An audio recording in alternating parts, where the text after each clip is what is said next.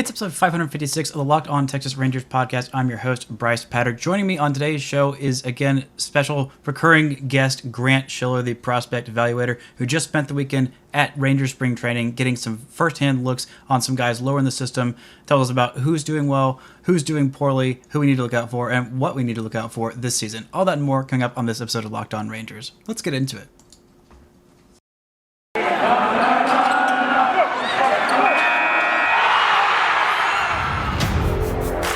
You are Locked On Rangers, your daily Texas Rangers podcast.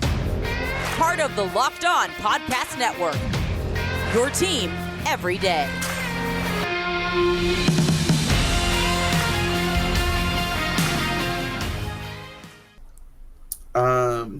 Rolling on here. Well, I hope Dustin Harris is in Double-A this year so I can get a better look at him. I hope he starts there. He'll be there at some point in the year, but I hope he starts there. I think he will be because where's Krim's probably going to start at Hickory, right? Because I think he ended in Frisco. I bet he'll start in Frisco, but they're trying to get Smith working left, so they can put Smith in left and Krim at first. Okay, well that makes sense, and they can have Harris at third. Well, third, left, right, first. I mean, he'll play all the corner positions this year, I think. Yeah, I mean, it's going to be – Frisco should be loaded again because I think Smith is probably going to start there and then maybe Duran. If he can get his visa issues worked out, he's not in spring yet. I didn't get to see him. He has visa issues? Yeah. Well, that's not great. Him and Yanni Hernandez had him. Yanni got his figured out and he's there. Duran is not there yet. If he was, I didn't see him. That's a bummer. Yes, it is a bummer because he was one of the guys I was looking forward to seeing. Yeah, for real. I mean, he's the guy I really like. I hope that he's in Frisco soon because I haven't seen him, and there's been. I mean, the back half of the regular season with the Rangers was not great in his first little stint in Hickory, but then what he did in the fall league, I don't know what to make of it because it was great, and he was like fall league MVP if I remember right. I don't know. Actually, I don't know if it was. No, he wasn't MVP, but he was an all-star. It was who was it that was the pitcher that was there? Owen White. Owen White was the one that won the award for best of. And I did not get to see him, unfortunately. Well, that's a bummer. Who else is there that sticks out that you hadn't gotten to see before? Yes. So other good ones. Maximo Costa I didn't get to see a ton of, but he was a guy where it was pretty quick to see. Okay, that's why people like him. Mm-hmm. So I he didn't stink, which after the reports last year of people like not being crazy about him, I was like, okay, good. Like I can see where there's something to look at here. Mm-hmm. I'd also heard that he had maybe put on weight to size himself out of shortstop. That did not look to be the case to me. I didn't get to see him field, but his body type did not look like he had grown out of the position. Well, that's good. I mean, he is is he 18? He's real young. I don't know what his age is, but he's real young. He's 18 or not. I don't think he's 20 yet. Yeah, because he's still. I mean, he played affiliated ball full season last year, right? If I remember correctly, he was at the. He was in Arizona. Okay. He's 19. This will be his age 19 season. Okay, I knew he was young, and he was like, if he hadn't done it last year, then I knew he was on the fence. ACL, Arizona, what? Complex League. Okay, I was like, he's in the calf tendon league. Anyway, Efrain Narvaez. I don't know if he's going to hit it enough. We'll see, but he really good arm. I think he can catch. I think he'll be good back there. So we'll see if the other side comes. Trevor Halver. I finally got to see him take BP on the last day. Yeah, he looks like he can hit, man. He's got the upper. It looks like a good bat. He's got the upper body motion of guys who kind of have full field power and can really drive it the other way. It's quick, simple swing. I think he might be able to really hit. I mean, you don't know from BP whether he can read off speed or know the zone, but the swing, hitting tools look good. But based on just looking at him, does he look like DH first guy? Well, from everything I've heard, he's not an infielder, so you hope he can handle left. Let's say they had him listed at second base / outfield, and I was like, I don't know, from what I had seen and read, he's in the field. It's in left, is what I understand. Yeah. Last one I have in the good category. First day there, got a little treat. I got to see Jack Leiter. Oh yes, please tell me all about Jack Leiter. Yes, is he good at baseball? I've heard reports that he is good. Fastball, curveball are legit. He's going. If they start him in A ball, he's going to blow through that level real quick. Go to Double A. Did you hear mostly both of that level too? Many reports about like where they're leaning, because I don't. Evan Grant seemed to think that he is starting in Double A, which. Yeah, I don't know if he's heard anything, but is like I think that was his guess, and right. I did a whole thing looking at like all the different pitchers that were like him and where they started if they didn't have like the first year in affiliated baseball after their draft season. I guess in their draft season, not after. But if I had to guess, they'll start him in Hickory, give him a few starts there, let him work on some things there, and then they'll hit first go pretty quickly. Okay. I think he's going to do really well at both levels. The fastball is going to eat people up. It is explosive. Curveball is really good, really sharp. Slider and changeup, he was working on quite a bit. To me, just from an overall perspective, I saw 2 innings of him, but from an overall kind of macro perspective, what he has now with a little fine tuning can get him to be like a big league 2. In order for him to reach true ace levels, you're going to need 2 things to happen. You're going to need one of the slider or changeup to really come along and be a third plus pitch, and you're going to need the command to get better. Did you see was he throwing the cutter at all? I know he was working on adding that because his dad had a cutter, and he wanted to add that in to give him a 5th pitch. If he threw it, I did not notice it. Okay. But long story short, fastball, curveball, ridiculous. If he can add a 3rd pitch and get some better command, dude's going to be a star. Even if he doesn't, he's going to be a good big league starter, barring injury or some unforeseen development. Is the changeup? Does it have? Does it just go straight down, or does it have some run on it? Is it like circle changey, or could you see it that well? It's more of a straight change. I mean, it's got a little bit of run. He threw one that was pretty decent and got Nick Prado out in front of it. Then he doubled up on it and left it a little bit more down the middle. Is that the one Prado that he crushed it? Yeah. Because the changeup was the one that he threw like barely at all last year. Like he didn't need it in college. Well, he didn't even throw the slider that much, but he did throw it a little bit more. He didn't need that either. Yeah, that's kind of insane that he like. You could just go and dominate and put up those ridiculous numbers on basically just fastball, curveball. And it's like, I got a changeup. It's fine. And he can do that to third AAA. Yeah, probably.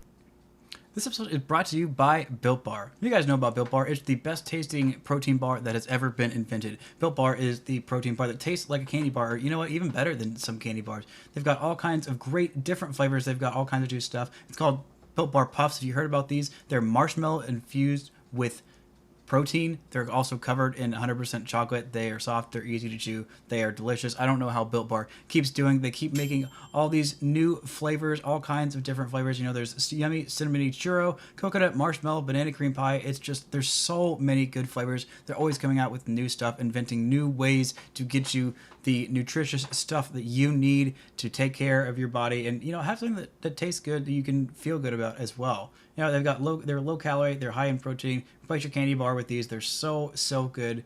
They're absolutely delicious. A bazillion different flavors. So if you want to go check it out, go to built.com. Use promo code LOCKED15 for 15% off your order. Promo code LOCKED15 for 15% off at built.com. And now back to my talk with Grant Schiller. Of those two, I mean, which do you think has more potential to be a future plus pitch along with the fastball and curveball between the slider and the change? Probably slider. There's just a lot of pitchers who come up through the ranks, and it's, you know, if he can develop a changeup, he can really be something, or he can stick as a starter. It's pretty rare that guys actually do it. It's a field pitch, so unless you just find a grip that works for you and it's miraculously you have feel for it, most of the time have a good changeup from a fairly young age, or you don't. There's some coaches who can really help with changeups. And they're all employed by the Rays, aren't they? Right. That was what I was saying. I haven't noticed a ton of changeup development in this organization, so I don't know that they live here.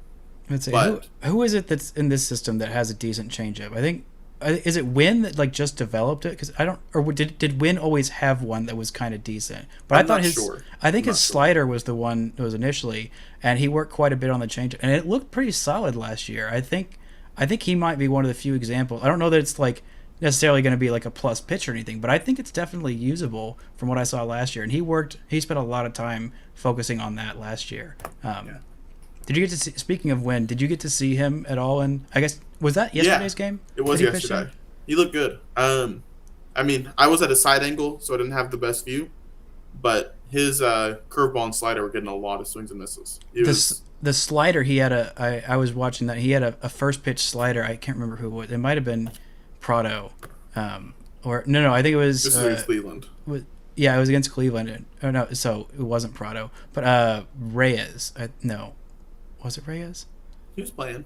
Yeah, and I think it was Reyes. It was like a first pitch slider for a called strike that just got a real ugly half check swing. He was getting some really ugly swings out of Cleveland. And the curveball, the breaking stuff looked good. The curveball was really good, and I know he didn't focus on that as much last year. And that actually, I think it was the curveball that was always his his big. And then pitch. He was focusing on the slider and changeup instead because he had the curveball in the bag. Yeah.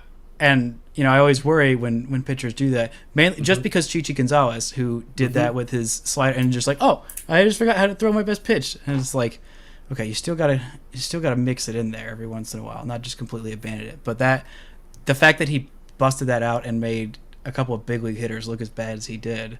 I mean, he did get, hit for some hard contact a couple of times, but like the nasty swings was I was like, yes, hopefully. Can see you do that to big league hitters consistently by the middle or end of this year. I'm hoping.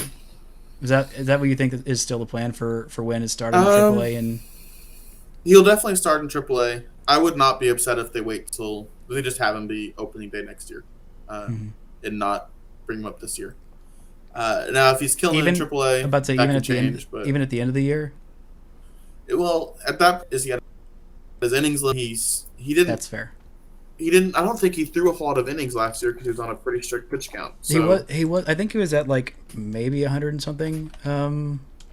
He threw 86 innings last year. Okay, so yeah, definitely less than that. Because I mean, was basically his first full season. Mm-hmm. I mean, he threw 18 games in 2019. But yeah, I always forget that because he's so advanced, he's still so young, and he has such little actual professional experience with the deload thing, and then the not great Hickory season that had me really worried about him, and then 2020. We talked about it a lot last year, but the fact that he was able to put up those numbers that he did, even if double A hitters were dookie trash garbage last year, the fact that he was able to do that to them with the things he has gone through and look as polished as he did as a 21-year-old. Just mowing down every without really using his best pitch. Yeah, while working on the third and fourth pitches, that was, man, that really solidifies how good I feel about him as being a legit big league starter. That is a huge developmental win for them. But developmental win. I feel very good about that. Good one. Feel very good about that pun.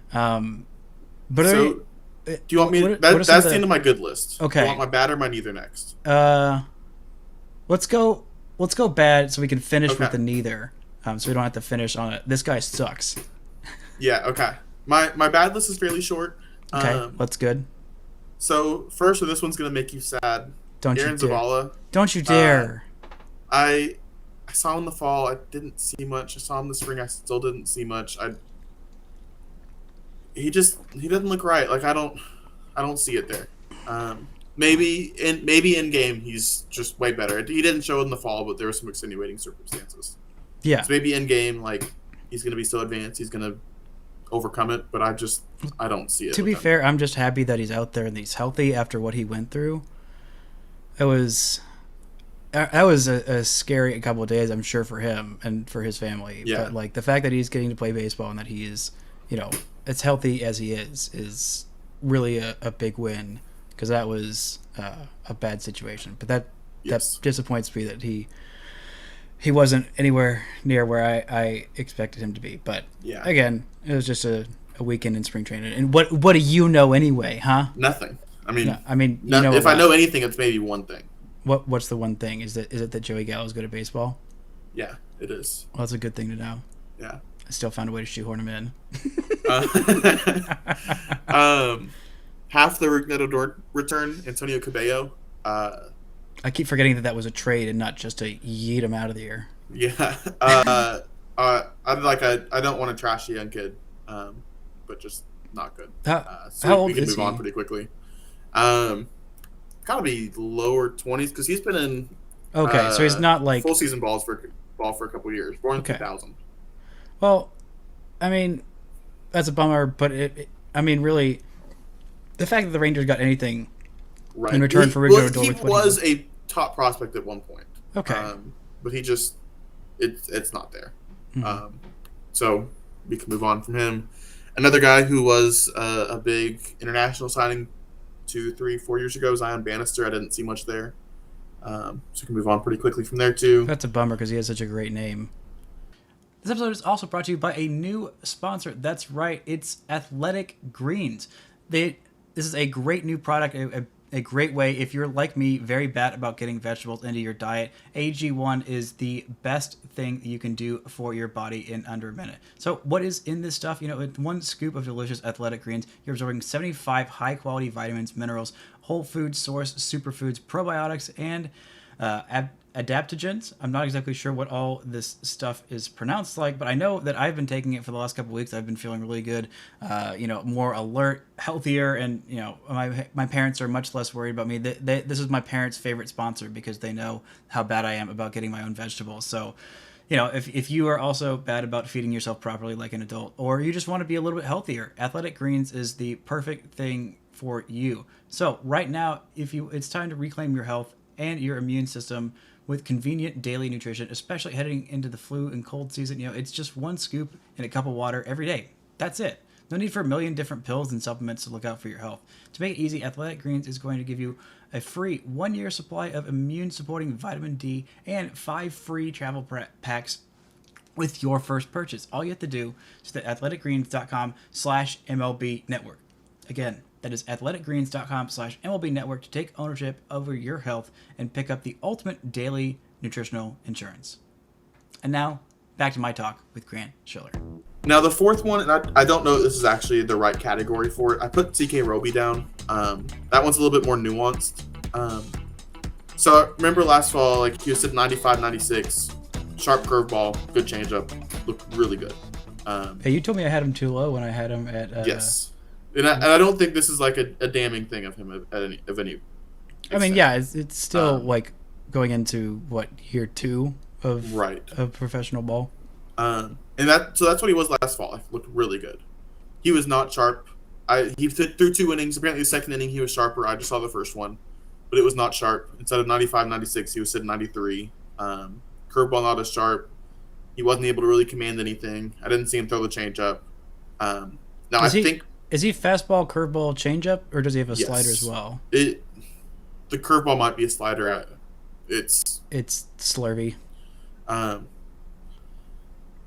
I think I probably know why that's the case, and assuming it is, it's probably a good thing long term, which is why I don't know that he belongs in the bad category, because he didn't look great.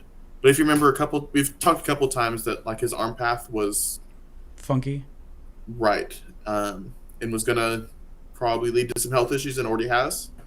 So now but he did avoid Tommy John last year. Yes, he did. But now he's changed the arm path. So now it's more of your classic rectangle, where it's just kind of down, up, go, rather than just kind of the soft back, no circle, pause, whip. So he's probably just getting used to that. Okay. So I think that'll help him health-wise. Hopefully he can regain the stuff from that arm path. But how hard is that to do when you're changing your arm path? How much does it as someone who is pitching career ended at age 12 and still doesn't know how to properly grip a fastball, I can't say that I'm necessarily a pitching mechanics expert, but it's guy by guy.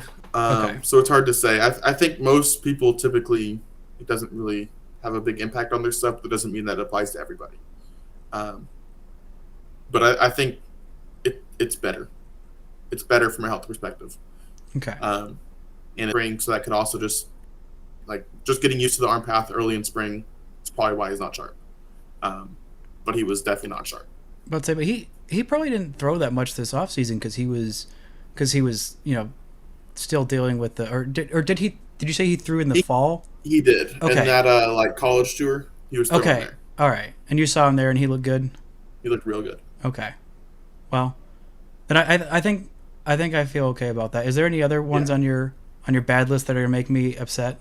Because most of these guys have been guys that I don't, besides Zavala and Roby, who I feel like you have miscategorized, but it's we'll get over it. But there's nobody else I put down on this list. There's plenty of guys who I just didn't make note of who maybe could have gone there that don't pop to mind. But there's nobody else I had down here on this list. I mean, Still Walker didn't look great. I've kind of already. I mean, yeah, I'm kind of out. Right. I was kind of out last year. I think last year before the season, I put him in my top 20, and looking back, I was like, oof, maybe that wasn't the move. Well, he had a reputation coming in. Well, that's fair, and the system wasn't nearly as deep as it was at the beginning of the year last year as it is now. I mean, there are a lot of prospects that had some helium this year that really put themselves on the radar of especially those 2020 draft guys. But then you add in all the returns for I guess it's really just Joey Gallo, because that's the only one who had a prospect return, because the who am I thinking of? The Gibson and Kennedy trade was for Howard. It was for Howard. So did you get to see him at all? Because that's a guy who I didn't. I really wanted to, but I did not. I'm about to say, of all the guys in the system, besides me wanting you to see Evan Carter, because I love Evan Carter, and Jason Morabo is another good one, and Sajasi. Yeah. Okay. I was looking for him. I'm I don't know where I had him 22 in my top 30 list, but those guys. I'm glad you got some eyes on those guys. But Spencer Howard is, man. He is a huge question mark, and that could tell a lot about how this team is going to do moving forward. Because I think some of the initial reports, I don't know that he still has this upside after all these years, but maybe he does, because the stuff looked really nice in some spots. But I think I was reading reports from BP back when he was still a top 30 overall.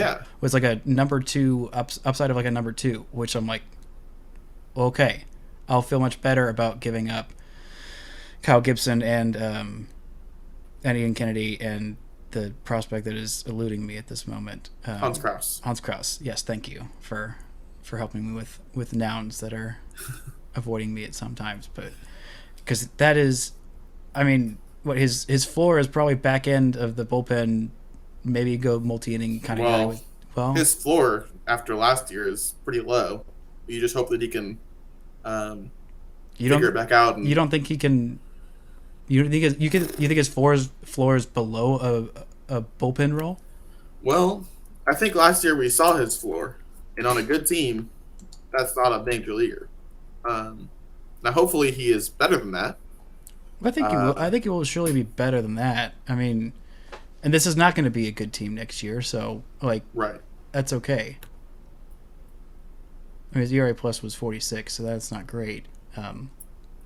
But you look at the regular ERA, it was a 9.70, which is also not great. But it's all about just stretching him out this year. I think that's literally what it boils down to. Can he have anywhere near the same stuff and not have was it home run issue? Yeah, he did have big home run issues. Run issues, walk issues. Yeah, if he can get some of that ironed out. But that's gonna be really upsetting if the Rangers give up a prospect in that deal and get a guy who doesn't work out, especially since that prospect has already made the major leagues.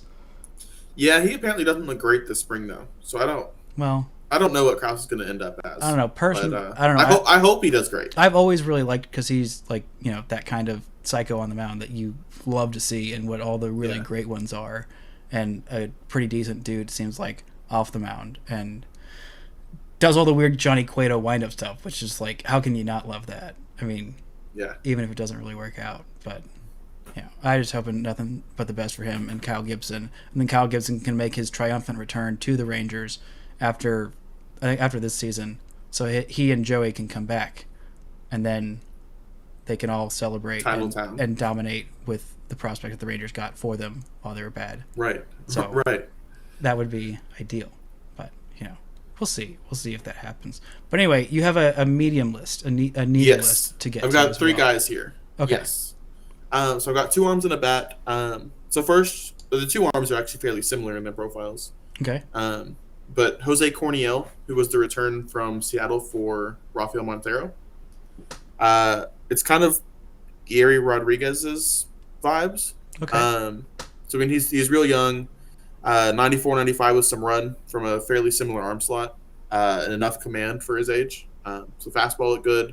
You got a couple miles an hour there, and you've got a pretty good relief prospect profile, because the breaking ball and changeup are both pretty fringy at this point. So if that stays the case, it's going to be fastball heavy relief profile, but he was interesting. Winston Santos, not a guy who I'd heard of before I got out there. 19-year-old, heavy 94, 95 mile-an-hour fastball. Not much feel for off-speed at this point. But at 19, it's worth at least paying attention to. Then the bat, Cam Cauley. So I walked away not knowing what to think about him. Okay, well, that's deeply unhelpful, because I had no idea what to think about him either. right. So I didn't get much look at him defensively.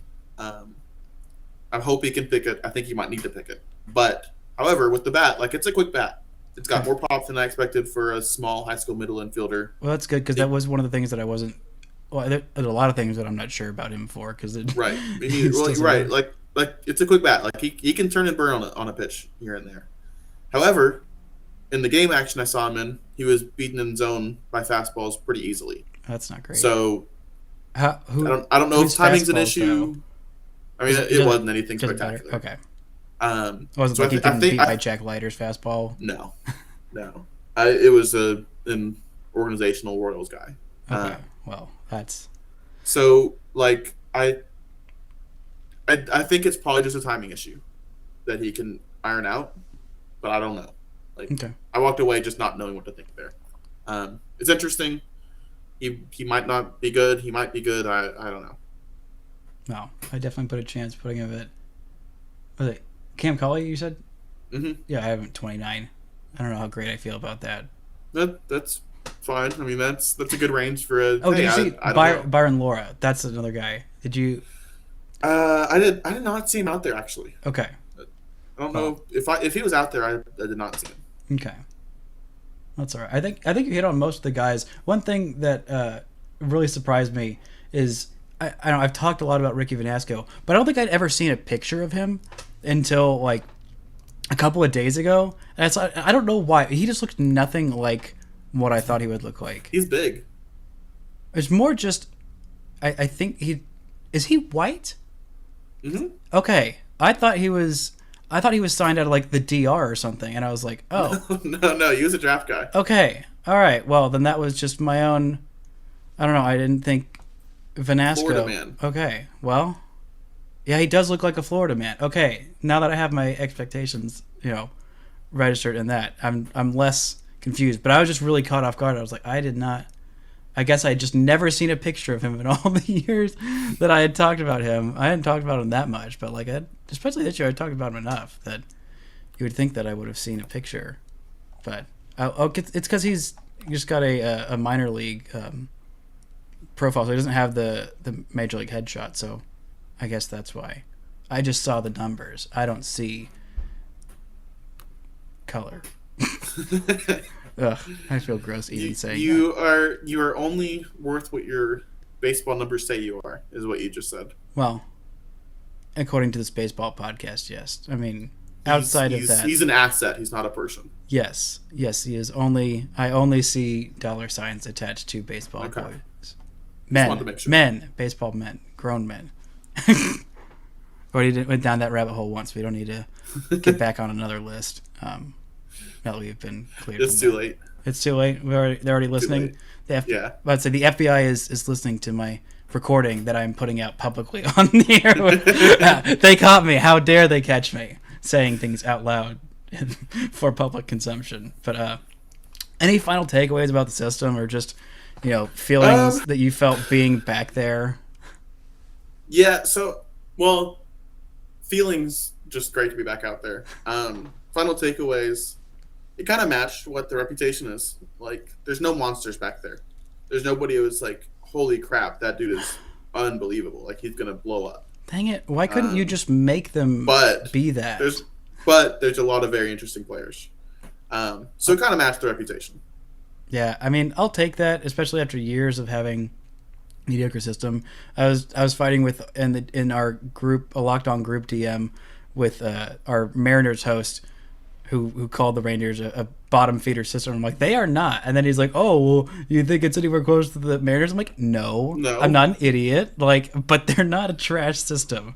They might have been a few years ago. And by the way, Mariners hosts, if you're listening, you guys would know about trash systems because you were trash for many, many years. And I don't know how you got all of these really great prospects in like a 2-year span.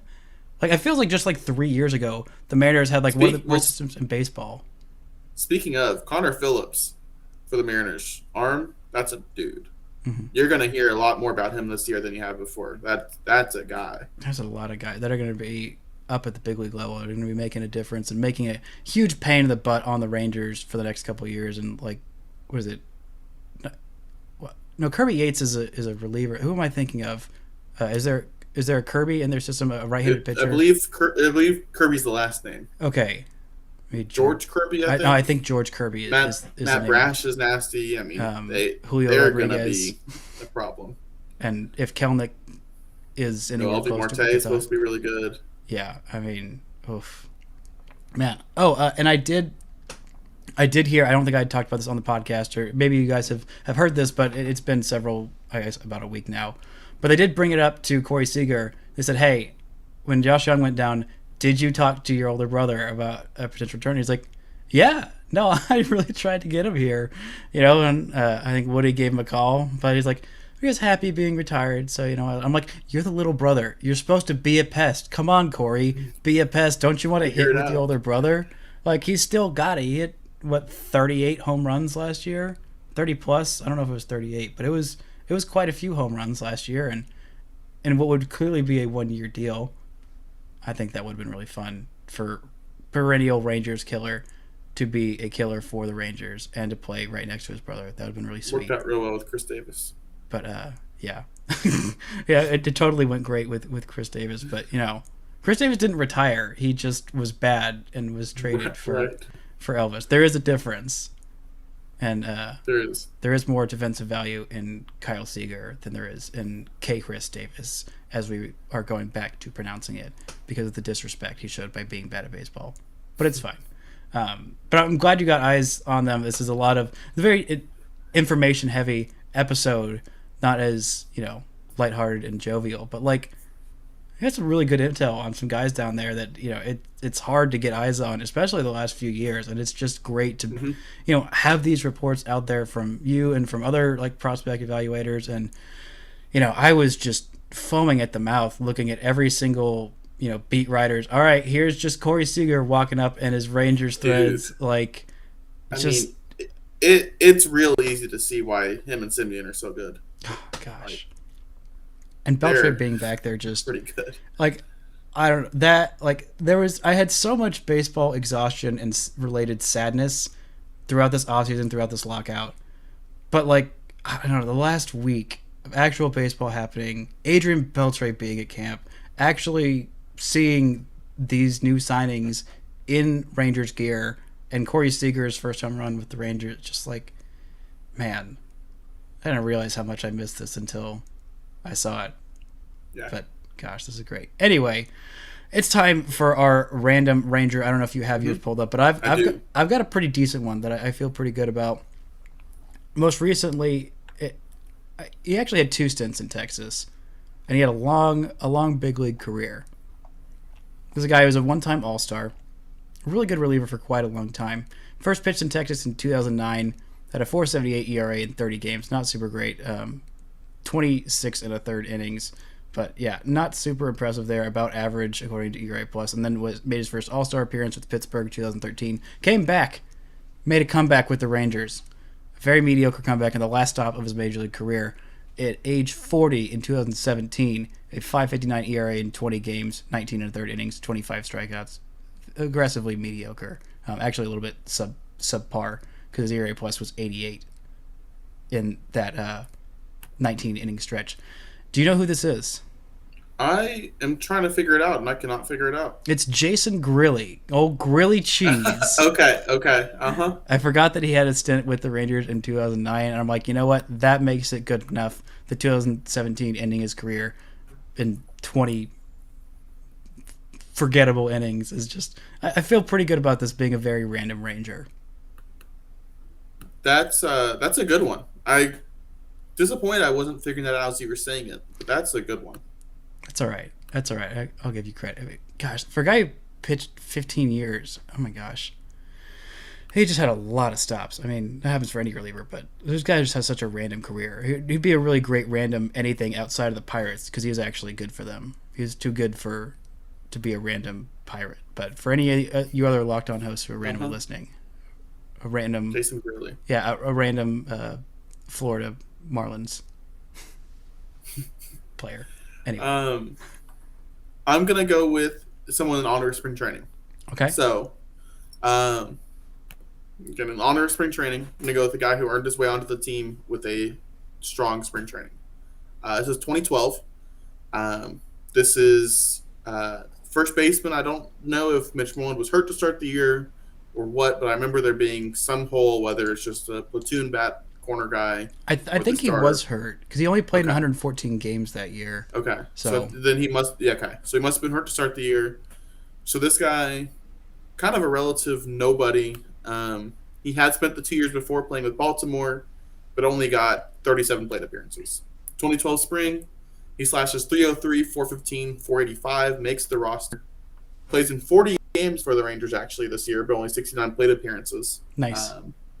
In season, he was pretty decent too. 97 OPS plus, 755 OPS, 3 home runs, 3 walks and 26 strikeouts, which weren't great. And I am, of course, as I'm sure you're well aware, talking about Brandon Snyder. I am aware, just because I had literally just pulled up the 2012 baseball reference, and I'm like, who is this? It took me a while to get there, but that's a solid pull. And, amazingly enough, so he played that little bit in 2010-11 with Baltimore, got a stretch with Texas in 2012, Boston in 2013, where he was really poor. They didn't play in the majors for a while. 2016, he comes back with Atlanta. And in 2018, he comes back and plays 2 games with the Rays. So he had a solid stretch there where he just kind of found a way to make it to the big leagues for just here and there. But I remember him. This says a lot about me. That I'm like, yeah, I remember this guy who had a random really good spring training in 2012 for the Rangers. I think that's... Who wouldn't? I mean, I think that says a lot about me. I need to reevaluate myself. No, this is my career, so I can be like, yeah, it's because I'm, deeply analytical. And I was totally getting paid to, on a full-time basis, to pay that much cripplingly disgusting attention to the Texas Rangers spring training stats in 2012. Totally a thing that happened. But yeah, that's a good pull. I feel pretty good about it. I like yours better, honestly, but mine's timely. Yeah, that's fitting. I like it. Coming at it from many different ends of the spectrum, as we often do. But I'm very jealous that you got to go out to spring training. But if one of us got to go, I'm glad it. Well, I guess I would have rather it been me. But I'm glad it's one of us. Hopefully you'll be there next year. Next year it's happening for sure. Unless they have some stupid lockout that they they have in the middle of the CBA, which would be quite rude. But I don't think that's going to happen, knock on wood. But this is some really great information. I'm glad you got some eyes on these guys and some really great info and some encouraging news about, guys like Jack Leiter being good. I would never have known that. Right. You can't find that kind of coverage anywhere. This is Locked On Rangers, the most intense and, very analytical show. Adrian Beltre is fun, and him being around camp is also fun. There you go. Corey Seager, good. Corey Seager, Marcus good. Semien, good. Wow. Hard-hitting analysis. That's what they pay us the big bucks for here at Locked On Rangers. But thank you guys so much for listening and subscribing. We are back to 5 episodes a week. I think we'll be at 4 this week, just mathematically, because I took off yesterday for my birthday, which was very enjoyable. And I did not do any work, unless you count watching the Rangers absolutely annihilate the Guardians, which didn't feel like work for me, but it did feel like that for the Guardians pitchers. Because I don't think I said this when I was recording, but if you weren't watching that game, it was just a really funny little side note that the Guardians broadcast, who still refers to their team as the Indians, was bragging about how great the pitching staff is going to be all year while giving up 25 runs in a game, which doesn't mean a whole lot, but is still really funny and ironic. But thank you guys so much for listening and subscribing, and thank you, Grant, for your invaluable intel. That's going to do it for this edition of Locked On Rangers, and until next time, don't forget to enjoy baseball.